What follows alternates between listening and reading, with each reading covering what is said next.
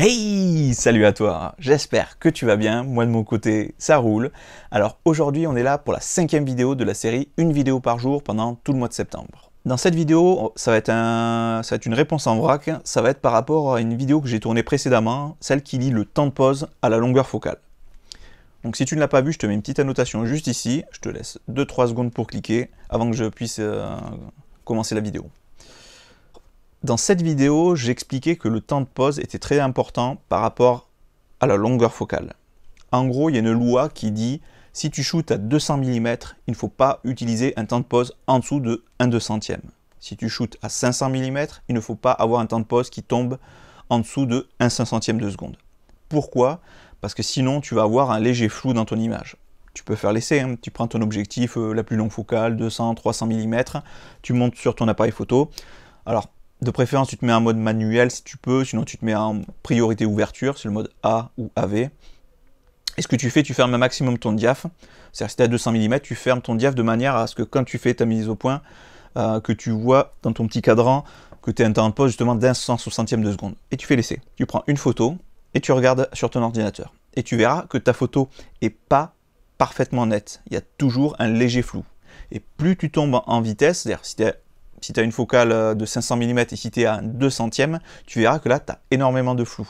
Et si tu passes à 1/160e, c'est encore pire. Malgré que ton exposition, tous tes réglages sont en théorie bons, parce que sur ton appareil photo, le posemètre te disait bien que voilà, avec tel temps de pause, tu étais exactement comme il faut, etc.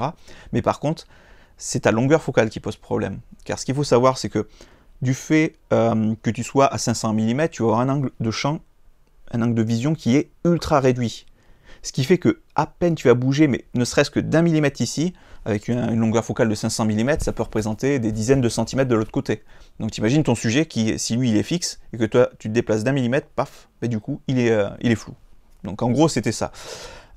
Pour répondre aux questions qui ont été posées par Géco, Laurent et Fabien, donc oui, le coefficient de conversion de l'APS-C pose problème.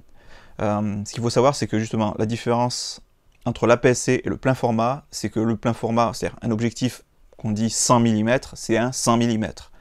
Tandis qu'un APS-C ou un APS-H, un objectif 100 mm, c'est un objectif en fait, alors selon Canon ou Nikon, pour Nikon, il y a un coefficient de conversion de 1.5, ce qui fait qu'en fait, un objectif 100 mm est transformé en 150 mm. Alors il faut savoir que ça a des avantages et des inconvénients, mais c'est pas le sujet de la vidéo. Pour Canon, le coefficient est de 1.6, c'est-à-dire ça transforme un objectif de 100 mm en 160 mm. En gros, si tu shootes à 200 mm, en plein format, normalement tu ne devrais pas tomber en dessous de 1/200 de seconde. Pour de l'APS-C, en fait, en théorie, le temps de pause idéal serait justement 1/320 de seconde. Parce que si tu tombes en dessous, comme j'ai expliqué, tu vas avoir un effet de flou. Pour répondre à Géco et à Laurent, oui, du coup, il faut tenir compte justement du fait que vous soyez en APS-C. Alors pour répondre en même temps à la question de Laurent, qui me posait, alors du coup, est-ce que ça vaut pas plus le coup de shooter en mode priorité à la vitesse? Eh bien non, parce que du coup, le fait de shooter en priorité à la vitesse, ça va pas te donner l'ouverture que tu souhaites. Donc à ce moment-là, il faut vraiment que tu shootes en manuel, ou tout simplement en priorité ouverture, mais tu sélectionnes à la limite tes ISO de manière à ce qu'ils soient auto, alors pas forcément auto de très très haut, tu peux faire un auto plafonné. C'est-à-dire par exemple, tu peux dire à ton appareil photo, ok, tu es un ISO auto, mais tu ne dépasses pas 3200, tu ne dépasses pas 6400 ISO, etc. Alors pour répondre exactement à Fabien, il possède un objectif Sigma 1750 et un objectif Canon 55-200 mm. Ce qu'il faut savoir, c'est que ton 1750 n'est pas plus tolérant en fait que ton 55-250. Pour la simple et bonne raison qu'en fait, ton objectif 55-250 mm, lui, pour justement avoir des photos floues, il faut qu'il tombe en dessous de 1/250 de seconde quand tu es à 250 mm. Et il faut qu'il tombe en dessous de 55, 1/50 de seconde quand tu es à 55 mm. C'est uniquement ça. Parce que à 17 mm, ça veut dire qu'il faudrait que tu tombes sous 1/17 de seconde. Ce qui n'existe pas, c'est les valeurs normalement de 1/10 de seconde. Donc essaye d'imaginer ou essaye de faire une photo à 1/10 de seconde. Je connais pour ainsi dire aucune condition de shoot qui te permet justement de faire ça, quoi. Donc c'est pas qu'il n'est plus tolérant, c'est qu'en fait comme l'angle de champ est beaucoup plus large sur ton 17-55, sur ton 17-50 que sur ton 55-250, du coup lui, si tu bouges d'1 millimètre, ça se verra pas parce que le champ est très très grand. Mais Avec un 55-250, quand tu es à 255 mm, le champ est ultra réduit, donc 1 mm ici, c'est énorme. De l'autre côté, ça fait une dizaine de centimètres d'écart. Donc c'est surtout par rapport à ça, c'est le fait de la... C'est la longueur focale, ce n'est pas l'objectif en lui-même.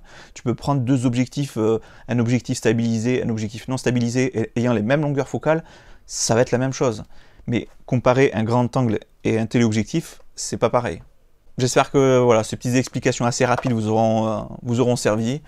Donc si toi aussi tu as des questions, que ce soit sur la prise de vue, du post-traitement, que ce soit sur du conseil matos, des tests d'objectifs, etc. Si tu as la moindre question, tu la poses dans les commentaires et j'y répondrai au cours d'une prochaine vidéo. Pense à t'abonner pour suivre les prochaines vidéos et oublie pas le pouce qui va bien. Bon moi, sur ce, je vous laisse, portez-vous bien, sortez et faites des photos.